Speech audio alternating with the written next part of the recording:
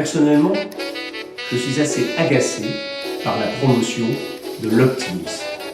Bien sûr, je comprends que cet optimisme que l'on met en avant, cet éloge de l'optimisme qui devient courant, est en réaction à une tendance morose, à une ambiance assez négative, à un esprit assez critique que l'on retrouve, c'est vrai, dans la mentalité française.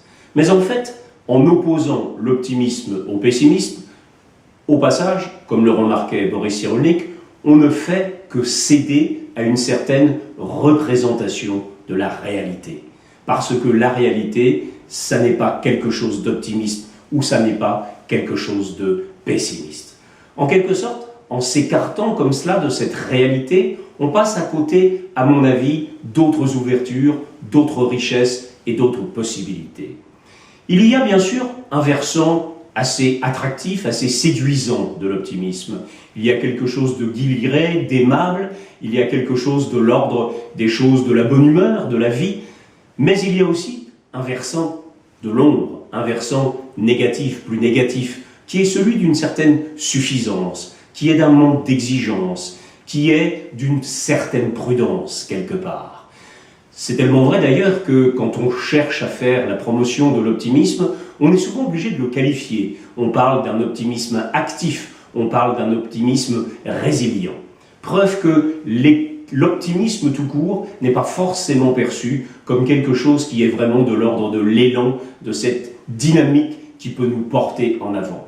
Au passage, ayant travaillé assez souvent dans l'univers du sport et dans les grandes entreprises également, avec des gens confrontés à des projets et des épreuves, on s'est aperçu que les gens qui justement remportent des succès sensibles, forts, relèvent des défis, sont loin d'être à classer parmi les optimistes. Parfois même, au contraire, ça pourrait ressembler à du pessimisme, une certaine méfiance, une certaine crainte, et pour tout dire, n'ayons pas peur des mots, une certaine peur, mais qui est saine, bien contraire à celle lénifiante de l'optimisme. Alors, renvoyer dos à dos, optimisme et pessimisme, c'est ouvrir une brèche, une autre brèche, une vraie à mon sens, qui est celle de l'audace. Suivre son désir, être son meilleur allié, prendre des initiatives, oser, chercher effectivement à aller dans le sens de ce que l'on a envie de réaliser, sortir de sa zone de confort.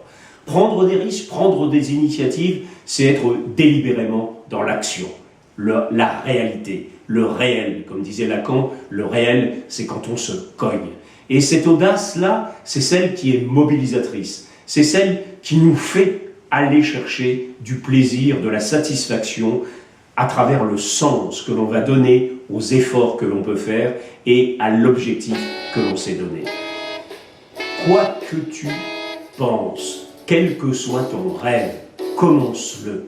L'audace a du génie, l'audace a du pouvoir, l'audace a de la magie.